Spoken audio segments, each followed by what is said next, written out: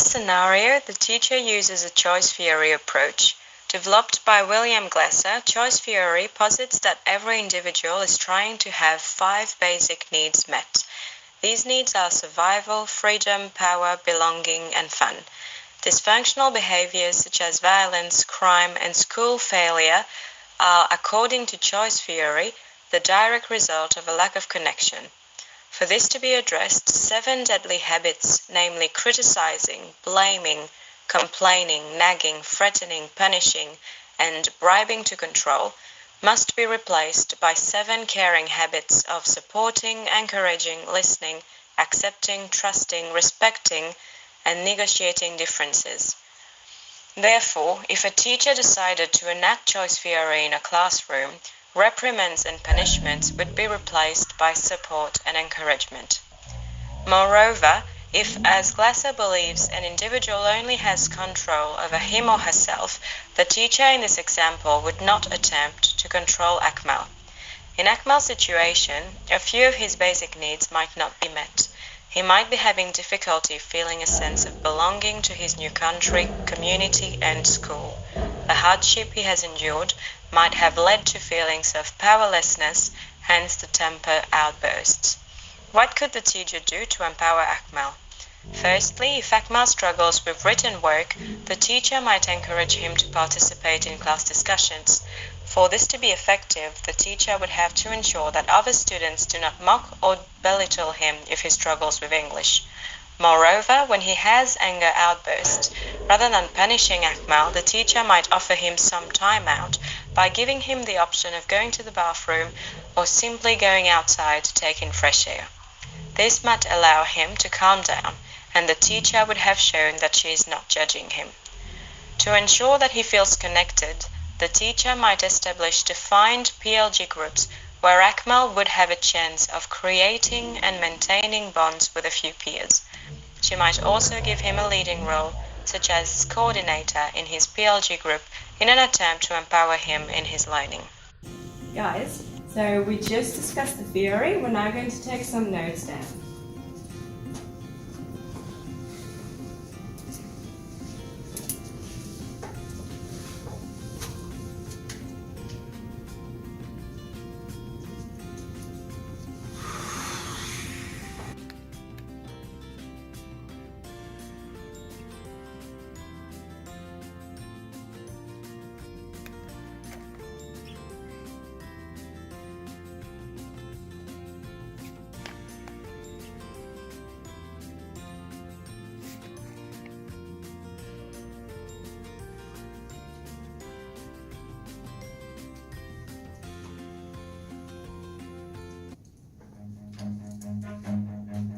Run.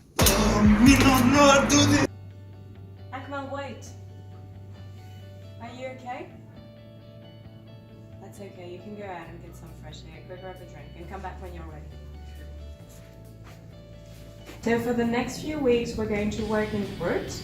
I was thinking that Ben, Akmal, and Peter could work together in a group. And Akmal, I was thinking you could be the spokesperson. How does that sound? Yeah?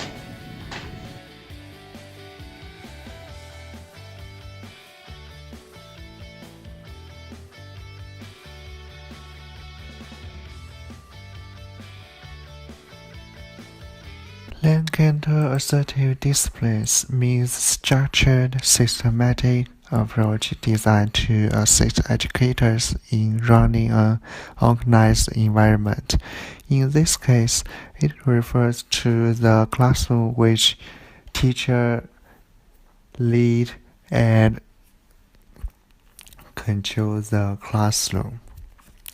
Teacher sets the rules for classroom, make sure students are organized and be controlled by teacher, and teacher can present class normally.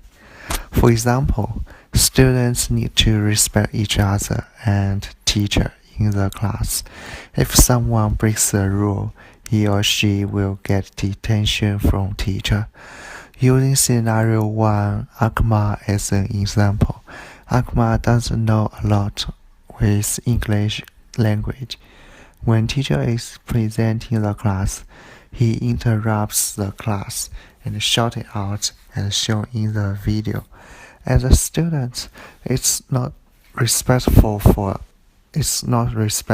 to teacher and other students, because the class rule says the students need to respect other students and teacher.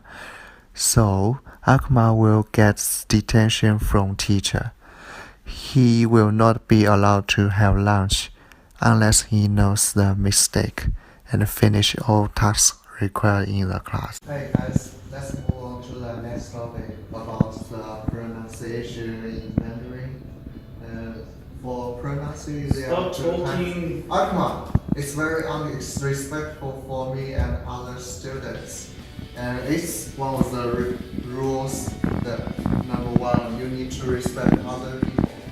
You will receive detention from me. Rudolf Draker's goal-centered theory is based on the premise that all students' behavior is due to the attempts to be significant, belong to a social group, and/or achieve mistaken goals. These goals have been identified as gaining attention, which can be divided into active or passive.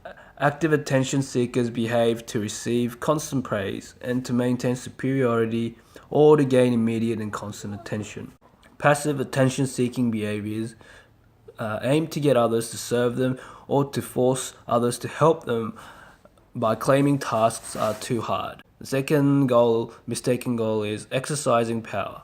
Students will often engage in a power struggle such as talking back or refusing to cooperate with the teachers. The third is exacting revenge, and this often occurs when the students' efforts to control are unsuccessful. The fourth is displaying inadequacy. This is a withdrawal of a connection to the classroom, and in Akmal's case, the mistaken goal of number one, gaining attention, and number four, displaying inadequacy would apply to his case. Now in this scenario, Akmal is told by the teacher to write down some notes, just jot it down just to at least practice writing in English and get familiar with the language. However, Akmal displays inadequacy and the teacher takes notice of this, and as opposed to punishing him for not doing his work, he asks Akmal to stay behind after class so that he is able to help Akmal develop his literacy skills and get familiar with the language and also gain confidence. This is directly in line with Draker's goal-centered theory and method of dealing with students who misbehave. Alright class, so the last city we're going to look at is Paris, which is in France. Okay, so I want you to take a note of all the cities we covered today and revise at home. But make sure you write it down, okay? I'll give you 2 to 3 minutes.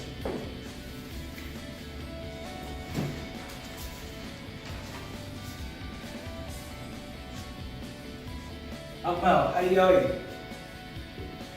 Good? Well, you haven't written anything down. What's wrong? You need some help? Yeah.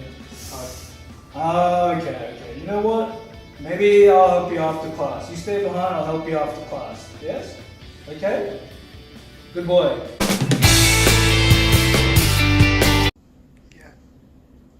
So, the capital city of Italy is Rome. Capital city of Italy.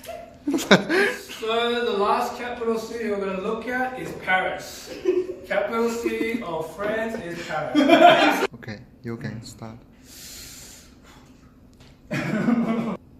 Yeah. Alright guys, so the capital city... Okay guys, so the capital city of France is Paris. That's the last one we're covering today.